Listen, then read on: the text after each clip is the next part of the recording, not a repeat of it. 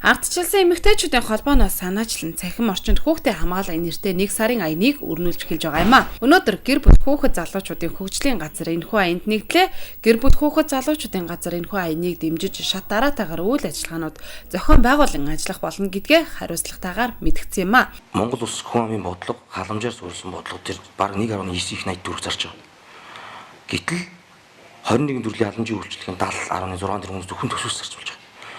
Тэгсэн мөртлөө бид нэр хөгжүүлдэг, хүүхдийг хөгжүүлдэг, хамгаалдаг, хөгжлийн үйлчлэг эрхэлж байгаа хүмүүсийг дэмждэг үйлчлэг байхгүй. 21 төрлийн халамжийн үйлчлэг бодоод олцсон мөртлөө хөгжлийн үйлчлэг гэдэг юм ерөөсөй байдгүй. Тэгэхээр бид энэ жил бол энэ салбарт хөгжлийн үйлчлэгийг шинээр гаргаж ирэх, нэр томьёог нь тодорхой болгох, жишг зардалтай болгох чиглэлээр нэлээд анхаарсан ийм бодолтой байгаа.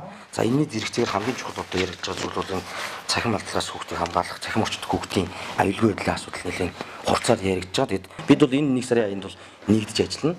Бүх талаараа дэмжинэ. За эцгийгчүүд рүү чиглэсэн бүх коммент дээр яг энэ одоо слогоны чинь дэмжиж хүмүүст хүрэх чиглэлээр нэмж ажиллана гэсэн юм бодолтой.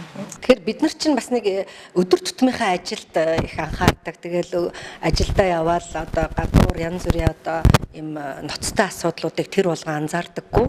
Гэтэл одоо тийм сэтгэл сэрд хийлгсэн одоо үйл явдлууд гарангууталгүй эн чи юу вэ нэрэ гэж боддог. Тийм учраас ийм одоо асуудал бас саяхан хэд удаа гарлаа. За хүүхдээ амиа хорлтыг бас судлаад үзэхээр цахим халдлагад нэлээд өртсөн байд. Хүүхдээ хамгаалж чадахгүй үндэстэн бол үндэсний аюулгүй байдал гэж бас их одоо том дураад хэрэггүй. Бидний хамгийн гол үнэт зүйл чинь л одоо хүүхэд байгаа.